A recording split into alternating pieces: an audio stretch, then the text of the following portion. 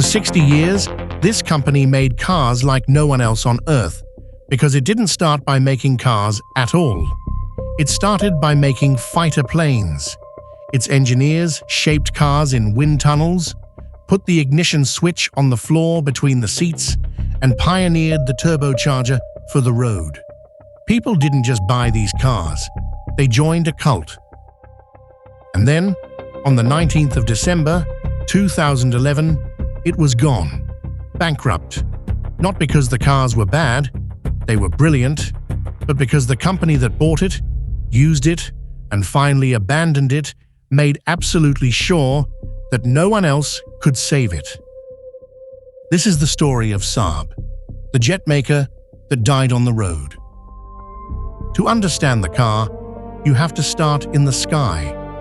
In 1937, as Europe slid toward war, Sweden needed to defend its neutrality.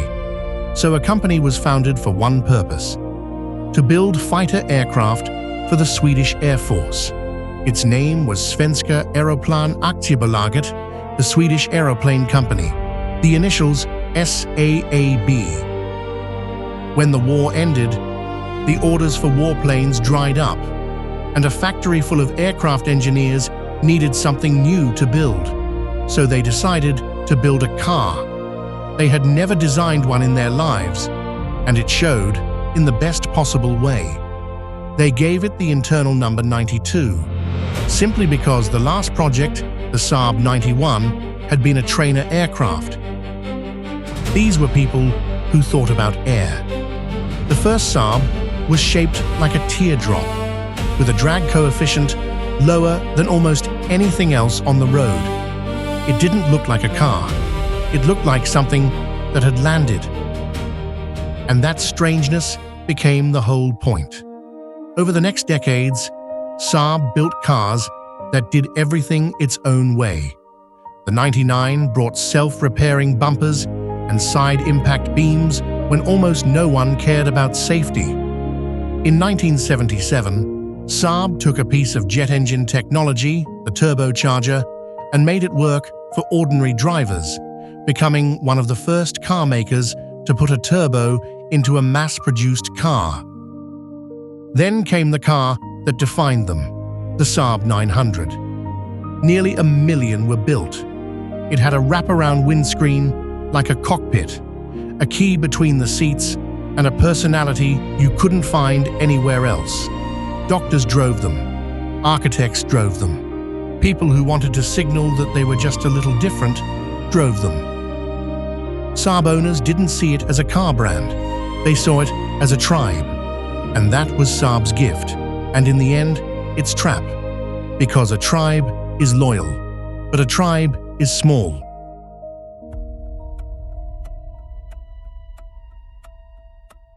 By the late 1980s, the problem was simple math. Saab made beautiful, clever, expensive cars in small numbers, and small numbers don't pay for the future. New models cost billions to develop, and Saab simply didn't sell enough cars to afford them alone. It needed a giant. In 1989, it found one. General Motors paid $600 million for half of Saab, with an option to buy the rest. For a while, it looked like salvation. GM's money, GM's parts, GM's global reach, finally giving Saab the scale it never had. In 2000, GM bought the other half outright. Saab now belonged completely to the largest car maker in the world, and that is exactly when it started to die.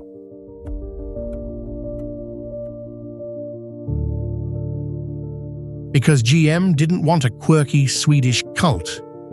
GM wanted volume. To get it, it did the unthinkable to a brand built on being different. It started selling other companies' cars with a Saab badge glued on. The Saab 92X was a Subaru Impreza in a Swedish costume. Owners nicknamed it the Subaru. The 97X was a Chevrolet Trailblazer, a big American SUV pretending to be a Swedish original. Saabs were now being built on Opel platforms sharing their bones with cars from Germany. Each decision made financial sense on a GM spreadsheet, and each one quietly killed the thing that made a Saab a Saab. GM delayed Saab's own models, cancelled others, and even planned to move production out of Trollhättan, the Swedish town that had built every Saab for 60 years.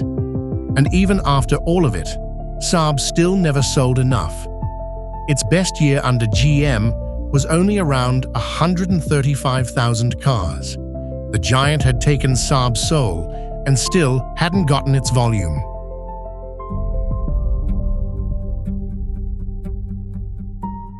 Then, the giant itself began to fall.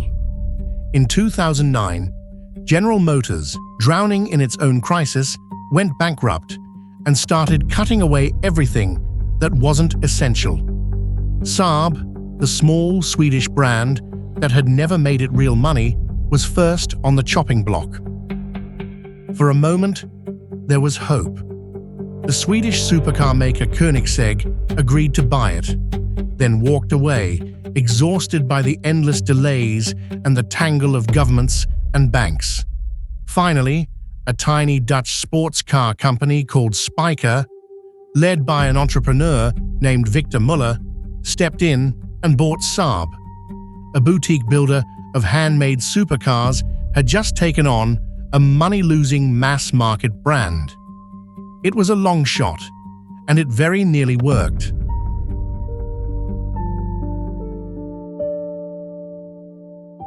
But Saab was bleeding. By early 2011, the company was losing money so fast that it couldn't pay its suppliers. In March, parts deliveries stopped. In April, the assembly line in Trollhättan went silent. Victor Muller chased money everywhere. A Russian banker, one Chinese partner, then another. And at last, he found a real lifeline. 2 Chinese companies, Youngman and Pangda, ready to pour in the cash that could keep Saab alive. There was just one problem. Almost every Saab still ran on technology licensed from General Motors. And GM, Saab's former owner, now back from the dead, refused to let that technology go to a Chinese company. It said plainly that handing its tech to a new Chinese rival was not in its interest. So it blocked the deal. Not once. Every time a new version was proposed, GM said no. On the 19th of December, 2011, with every rescue blocked and no money left, Saab Automobile filed for bankruptcy. 62 years after the first car rolled out of Trollhättan, the jet maker had run out of runway.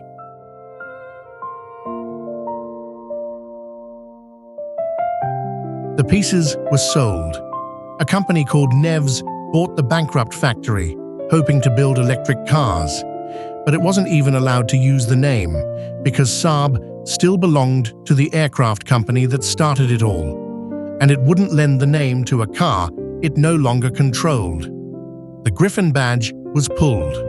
The last attempts sputtered out, passed to a Chinese property giant that itself collapsed.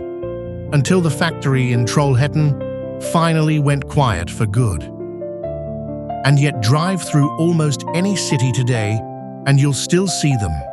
The old 900s, the turbos, kept alive, lovingly, by owners who refuse to let go. Saab the company is gone. Saab the tribe never disbanded. So what killed Saab? Not the cars. The cars were the best argument the company ever made. Saab died of something quieter. It was a brilliant, eccentric little thing in an industry that only rewards scale.